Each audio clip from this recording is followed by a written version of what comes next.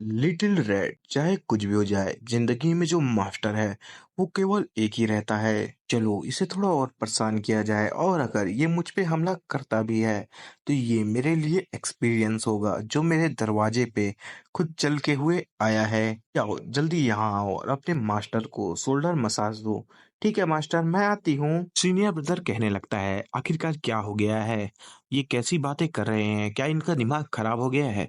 Senior sister उन्हें सुनाते हुए कहने लगती है, हे क्या कह रहे हो तुम, तुम्हें होश है कि नहीं। इन सब चीजों को देख के मन में सोचने लगता है आखिरकार ये सब क्या हो रहा है, क्या ये आखिरकार कैसा प्लान बना रहा है। लॉन्ग ऐसा लगता है कि तुमने 2000 सालों तक सन में कुछ ज्यादा ही कल्टीवेट कर लिया है जिसके कारण जो तुम्हारा दिमाग है वो खराब हो चुका है।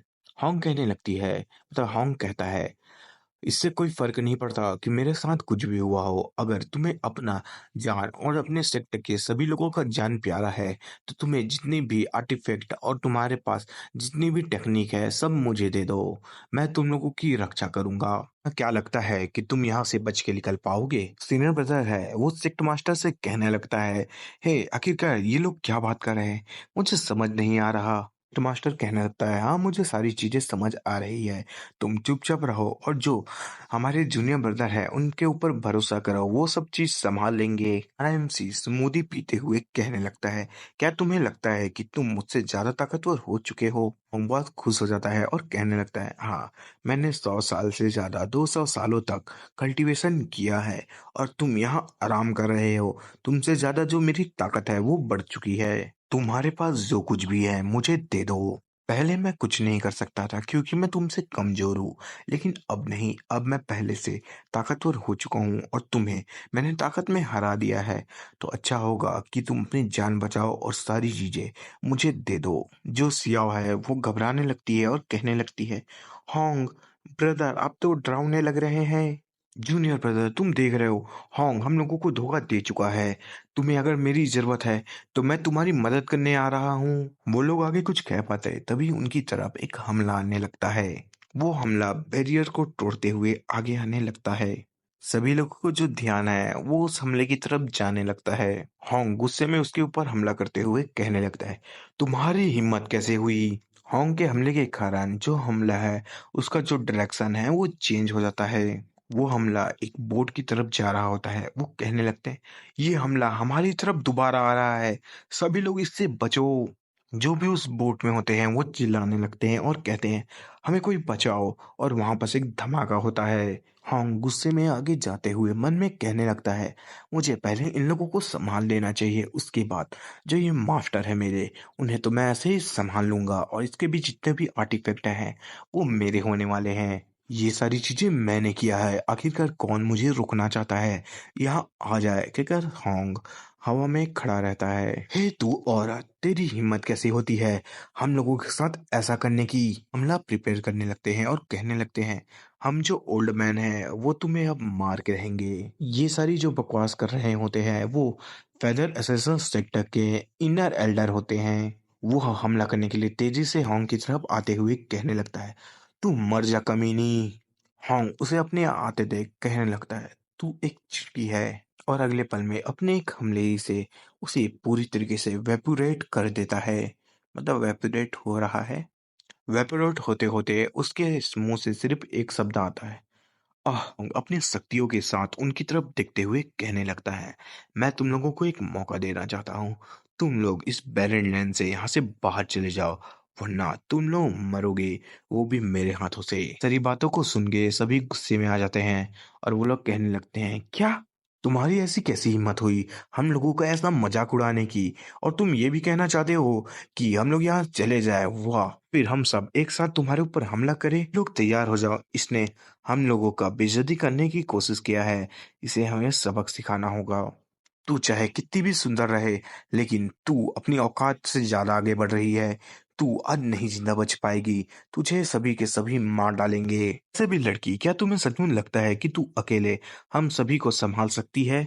अपनी जो ये ख्वाबों की सोच है इसे अपने सपने तक रखा कर लोग हमला करने के लिए आगे बढ़ते हैं और अपने जितने भी इक्विपमेंट है उसे निकालते हुए कहने लगते हैं, सभी इसके ऊपर मिलके हमला करो और इसे कुछ करने का मौका भी ना दो। इसे तो पता चले कि इसके और हमारे बीच कितना बड़ा गैप है। हाँ, अपनी डार्क टेक्निक का इस्तेमाल करते हुए कहने लगता है, मैंने तुम्हें पहले ही मौका दिया था, लेकिन तुम्हें अपना मौका पसंद नहीं आया, तो फिर अब तुम ये चखो।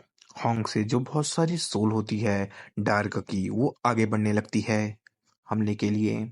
जो फेदर एसेंशियल सेक्टर लोग होते हैं वो चिल्लाते हुए कहने लगते हैं, ये मेरा सर, मेरे सर के साथ क्या हो रहा है? ये नहीं, ये सब क्या हो रहा है इतनी जल्दी? बहुतों के तो शब्द नहीं निकल पा रहे होते, उससे पहले ही वो खत्म हुए जा रहे होते हैं पल भर में। उनकी इस टेक्निक के कारण जो होंग की सोल हमले होते हैं वो हटने लगते हैं।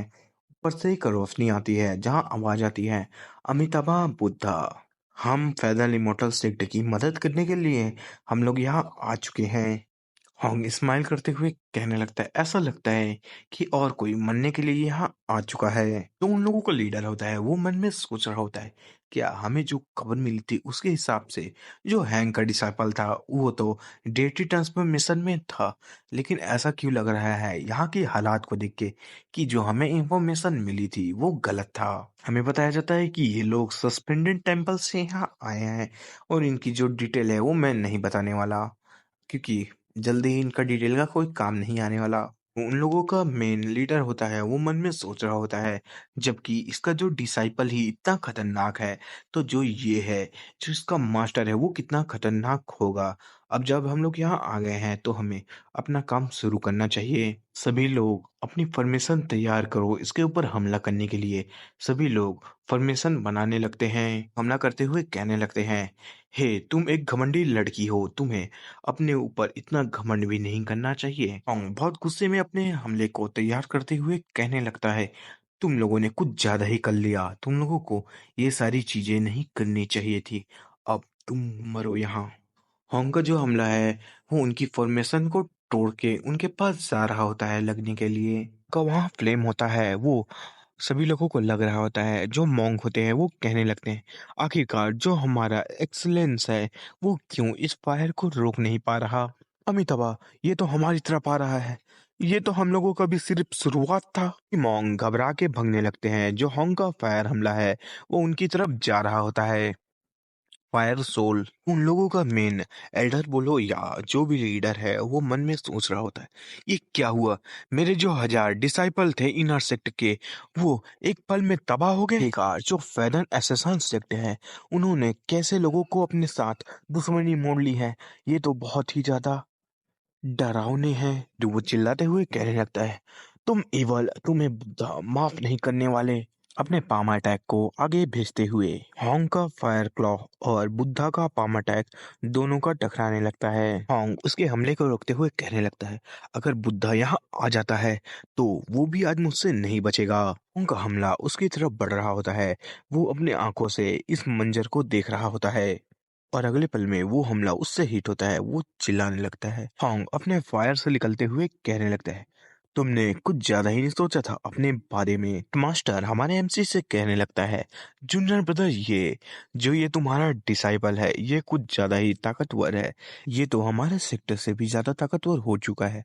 यहाँ तक कि जो हमारा सेक्टर है वो इस बुद्धा को भी नहीं रोक पाता। मतलब ओल्ड मैन को यार, कभी कभी मैं उसे बुद्धा बोल दे रहा हूँ तो सॉरी। सीनियर ब्रदर है वो तो कहने लगता है, ये कोई मौत तक की लड़ाई नहीं थी, ये तो नरसंहार था। सीनियर ब्रदर है वो हमारे एमसी से कहने लगता है, ये कुछ ज्यादा ही ताकतवर हो चुका है, इसे हम संभाल नहीं सकते। हमें बस हमारी जान की चिंता करनी चाहिए और इस बात का धन्यवाद करना चाहिए इनका कि इसने हमारे सेक्टर को इस बड़ी मुसीबत से बचाया।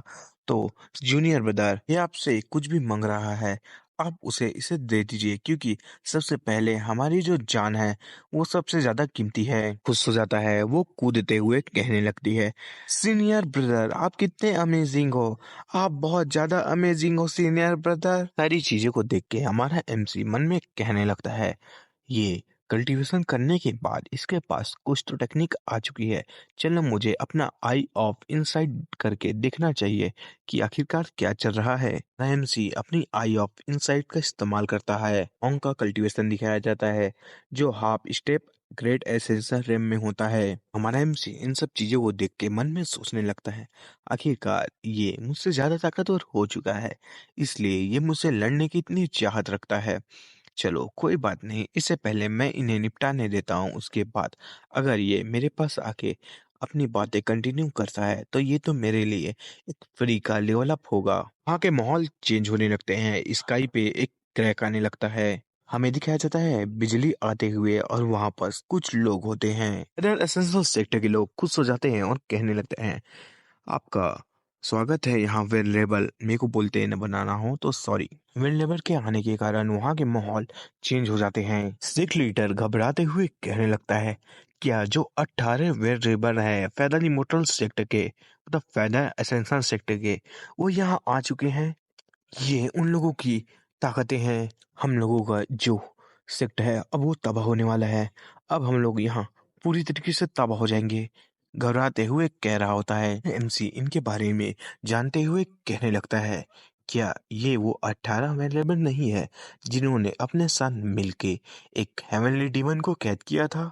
सॉरी, हेवनली डीमन नहीं था, नॉर्थ हॉल सेक्ट के डीमन एम्परर को कैद किया था। इन्हें एक नाम से जाना जाता है कि ये एक ईस्टर्न रीजन के ऐसे हैं जिन्हें कभी कोई हरा नहीं सका। ये अच्छा है, कहा मैं हाफ एसेंशियल रैम को पाने की कोशिश करता, वहां मुझे अब एक ट्रू ग्रेड एसेंशियल रैम मिलने वाला है। ये तो मेरे लिए ही अच्छी बात है। हे गाइस, मैं समझ सकता हूँ, मैं अभी वीडियो नहीं डाल रहा था, हो सके तो कल से मैं रेगुलर डालना शुरू करूंगा। और मैंने बीच में हल्का सा इफेक्ट डाला था, आपको इफेक्ट कैसा लगा? अच्छा लगता है तो कमेंट में बताइएगा, मैं इफेक्ट के साथ ही डालूंगा। और इसके वॉइस इफेक्ट को शायद ही कर पाऊंगा तो कर पाऊंगा, उतना टाइम नहीं रहता। ठीक है, और मैं कोशिश करूंगा जल्दी इसे कंप्लीट करने की। इसके क्या अभी तक शायद 2 चैप्टर और आ चुके हैं, या एक चैप्टर ही है अभी आया हुआ, उसके बाद शायद एक चैप्टर और आएगा। ठीक है, शायद 2 चैप्टर आ चुके हैं, मैं चेक नहीं किया हूँ, चेक करूंगा तो पता चलेगा। ठीक है, और अगर किसी को लग रहा है कि वो स्टोरी किसी और के चैनल से देख चुका है तो मेरे से देखने से कोई फायदा नहीं, तो ऐसा कुछ नहीं है।